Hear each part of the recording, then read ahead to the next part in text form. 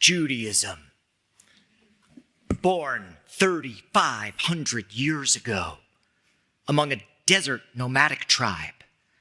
It grew out of a sacrificial cult. Its adherents endured centuries of exiles and expulsions, of pogroms and persecutions, discriminations, expressed in a language foreign to many of us, whose rituals at times seem outdated. It is a tradition that asks us to love and advocate for a land very far away and so full of conflict.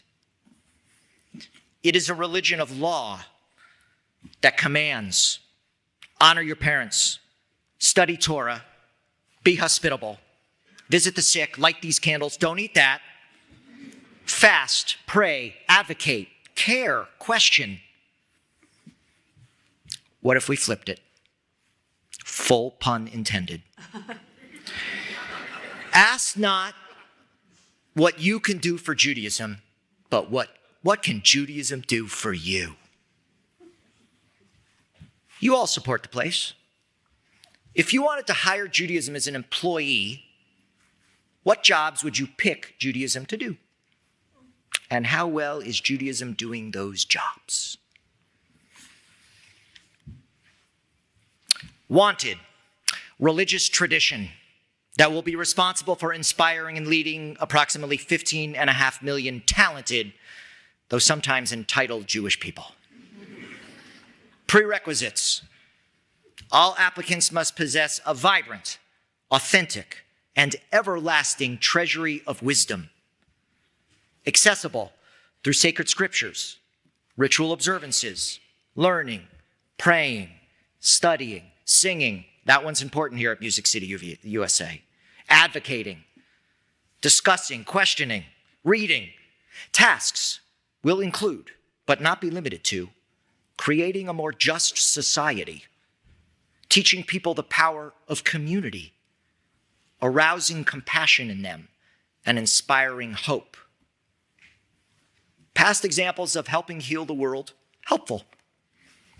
Public relations experience, a bonus. Sense of humor, a must. All applications may send their CVs to Congregation Micah, 2001 Old Hickory Boulevard, Brentwood, Tennessee, 37027. Our Board of Trustees and Strategic Planning Committee will be reviewing applications. We'll let you all know what we find. My Jewish practice was built from the bottom up. What I mean is, I've never felt commanded to keep kosher, to observe Shabbat, to go to synagogue, not by a parent or a rabbi, and not by God. I feel compelled. I find Judaism's traditions compelling, its customs. The synagogue my family belonged to when I was growing up was a lot like Congregation Micah. It was called Bet Brera, House of Choice. And as I entered adulthood, I chose to incorporate more and more of Judaism into my life. The rituals, they provide me a certain meaning, connection, and sense of history. The study fascinates me and helps me grow. Why other Jews do these things is entirely up to them. Most of us here at Micah love being Jewish, even though it's not always easy, but neither is life. I find that life gets harder and harder, but somehow better and better. And the Jewish tradition, being so old, it has tremendous wisdom on how to navigate this life and this world we live in, especially as I age. I love sharing Judaism with all of you, like I did with my own children, who are now adults, two of whom are sitting here and one I'm supposed to wave to on the internet. I'm certain many of you feel the same. You love being Jewish, you feel connected, but not necessarily commanded. The language, the ideology just doesn't resonate, like God wants to control us. As part of our community's emphasis, dedication really, to humility, we afford everyone here the permission to explore and walk humbly their own concept of divinity. Each of us here has autonomy, the opportunity to develop our own ritual lives. Everyone here gets to pick their own religious path. Because so many Americans, especially American Jews, right, find personal significance more motivating than an invisible commanding deity, here at Micah, we create opportunities for learning about and experimenting with and doing Jewish rituals and holiday celebrations and communal gatherings like this one. Not necessarily as the whole package, but as essential elements of living a more meaningful life. Secular Jews separate Jewish identity from practice, dismissing, underestimating the power of Jewish ritual, the power of gathering in celebrations like these. Traditional Jews dismiss us as pick and choose Jews. Where did Reform Judaism get the chutzpah to create this kind of theology, to have this kind of approach? From the Torah? Yeah, in the passage you just heard, chanted so beautifully this morning by our young, God gives us the power to choose, granting us our own agency, placing before the Israelites and subsequently each of us blessings and curses. Moses does not say you must follow the commandments. We're given a choice. He just points out that everything we do has a consequence. God is even saying that we can live our lives as we want to, but our decisions will have an effect, and not only on us, but also on everyone around us. The Torah, our ancestors who interpreted it, and your current clergy, we are all inviting you to see your choices as sacred, so that you might actively choose a life that will endow it with blessings. Everything that we choose to do in our lives reflects this reality. We have the power to decide our own fates. Maybe not entirely, but we have free will. So if we develop a certain personal strategy, knowing that there will always be uncertainty, it is thoughtful choices that can appropriately govern us in the big decisions we make in life and in the smaller moments that often count just as much. How might each of us learn to trust our intuitions, our gut feelings, our prior knowledge and experiences? Consider the possible consequences of the decisions we make and the actions we take, so that we might pick wisely. When I went to open the treasure chest that is the repository of the Jewish tradition and its wisdom, to locate the pearls that I wanted to share with you about the power of choice, the first thing I found was this picture. It's of Viktor Frankl. Viktor Frankl was a Jewish psychologist from Austria. In 1938, he had the opportunity to escape Vienna and was even issued a visa. He and his wife Tilly were expecting a child, and the idea of emigrating was appealing. He was torn. He was torn about leaving his mother and his father. On a visit to his parents' home, his father had shown him some marble carvings that he rescued from a destroyed synagogue. And Frankl looked at the inscription, and it was one of the 10 Commandments. Kabed et avika ve'et imecha. Honor your mother and father. So he chose to let his visa expire. Frankl spent time in 4 different concentration camps: Theresienstadt, Auschwitz, Kaufering, which was a subcamp of Dachau, and Turkheim. He lost his father in the Theresian ghetto, his brother and mother at Auschwitz, and his wife and child died in Bergen-Belsen.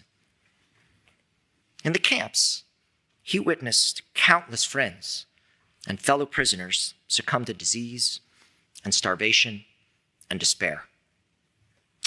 Frankl credited his own survival to a method of psychoanalysis that he himself began to pioneer called logotherapy, or meaning therapy, which centers on the belief that humans can overcome the inherent suffering, the disappointments, and the challenges of life by finding meaning and a sense of purpose in every moment. Or as Nietzsche put it, one who has a why to live for can bear with almost any how. The author of many books, his most famous is called Man's Search for Meaning. And in it, Frankl writes, when we are no longer able to change a situation, we are challenged to change ourselves. Everything can be taken from you but one thing, the last of the human freedoms, to choose one's attitude in any given set of circumstances, to pick one's own path. He continued, between stimulus and response, there's a space. And in that space, there's a choice, the power to choose our response. In our response lies our growth and our freedom. Last October, a deranged enemy of the state of Israel, Jewish people everywhere, manipulated a just cause, abducting, raping, massacring, and kidnapping innocent civilians, and then they hid in tunnels beneath daycare centers. Committed to maximizing physical and psychic injury, they held, tortured, executed, and still hold Israeli and American hostages. Israel's enemies, Iran and its other proxies, infect our calendar with days like October 7th, which will now go down in history as a day of mourning and destruction, no doubt echoing throughout the generations. They not only wish for our destruction, they actively pursue it. They revel in it. They define themselves by it. Here's the thing.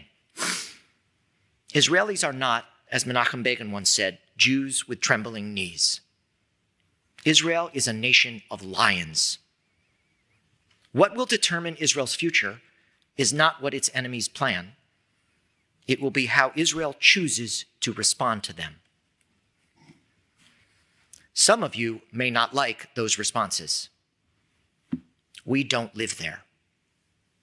Our children are not on the front lines. I don't always like the choices that Israel makes. Do you always like the choices that our government makes? My concerns include my perceptions.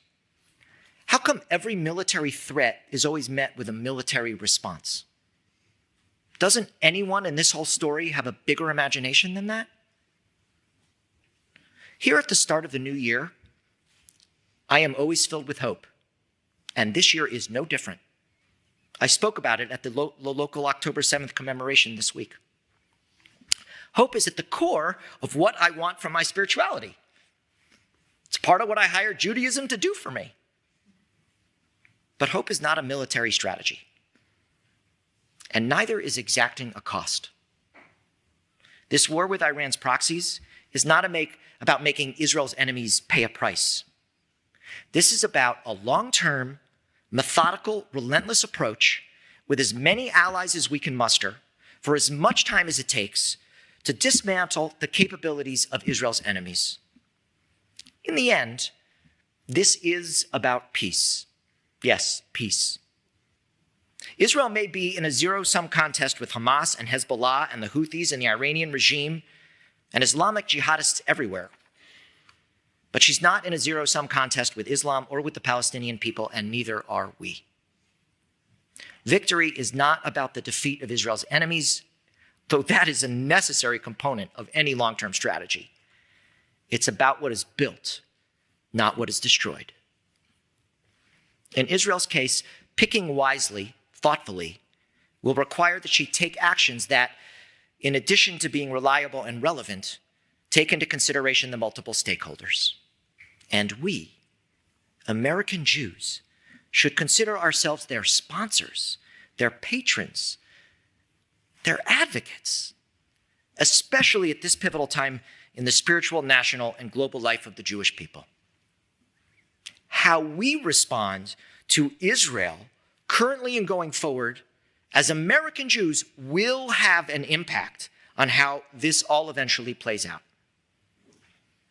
You can be critical of Israel or how anyone responds to a given situation, especially when you love them, because that's how love works. Love isn't just a feeling, it's a commitment. If we want our religious tradition to help us create a more just society, we must point out to those we love where they fall short. And that starts with us and our most vital relationships. And then it extends to our community and the places we live. It's why we invited the mayor today, so that he can address the issues that we think and that he thinks are so important facing this city that we all love called Nashville. Today isn't just about saying I'm sorry. It's about repairing relationships. It's about gently asking for forgiveness, and it's about forgiving those who have hurt us. It takes courage to share with someone you love that you felt hurt. Judaism is clear. For transgressions between you and God, Yom Kippur, this Day of Atonement, affects atonement. For transgressions between humans, Yom Kippur does not affect atonement until the parties have pacified each other. All religions understand this power of community. For Jews, how we react to the people around us is as important, more important, than our relationships with God. Today is a day to be strong and of good courage, to ask for compassion and to offer it. That's another prerequisite of the religious tradition I hired, to arouse compassion. This guy's name is Reb Meshulam Feivish Keller of Zbara. It's in Ukraine. He was an 18th century Chassid. He used to teach, you are what you think. The very nature of the universe we live in, it's not as permanent and fixed as we might believe. In fact, our world is almost entirely determined by the nature of our thoughts. We make choices based on perceptions, assumptions that arise from these self-generated ideas and musings. And then we act accordingly. Reb Keller taught that people should strive for a spiritual level in which, when you look at another person, you always see in your mind's eye the divine presence. And when another person looks at you, you imagine that the Holy One, blessed be that name, is looking at you. In this way, divinity will always be in your thoughts. And as a result, your thoughts will always be pure, clear, and profound. Such thoughts will allow compassion to arise in you. If you believe in freedom, like really believe in freedom, then you believe anyone can change. You have to. Maybe not entirely, but you can work on part of yourself, on part of a relationship with someone. And then, when the other person doesn't change, you can change your reaction to them, your responses to their behavior. It's going to require taking a lot of deep breaths. But try this, especially when you're upset at someone. Before you verbally respond, ask yourself the 3 questions. Can my words pass through these 3 gates? Is what I am about to say true? Is what I am about to say kind? Is what am I about to say necessary? Because if your words aren't true, and your words aren't kind, and they're not really necessary, should you even utter them? By the way, I try and fail at this all the time. How cool that my tradition gives me a way to apologize and to harmonize my soul with those that are around me. We do not simply exist.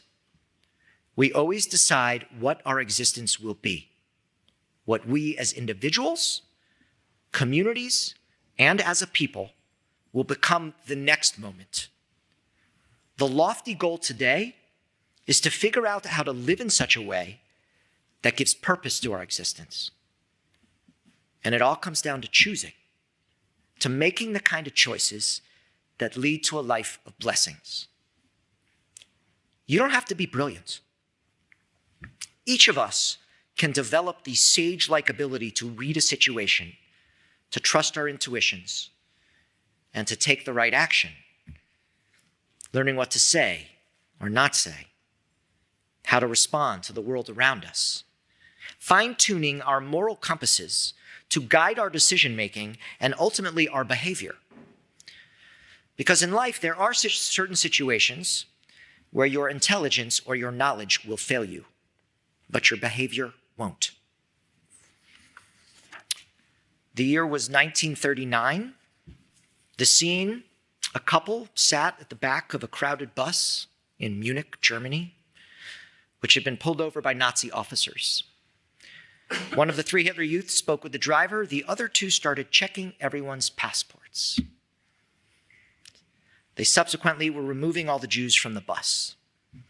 And suddenly, the face of the woman at the back of the bus lost its color. And the man sitting next to her inquired, "What's wrong?" "I'm a Jew," she whispered.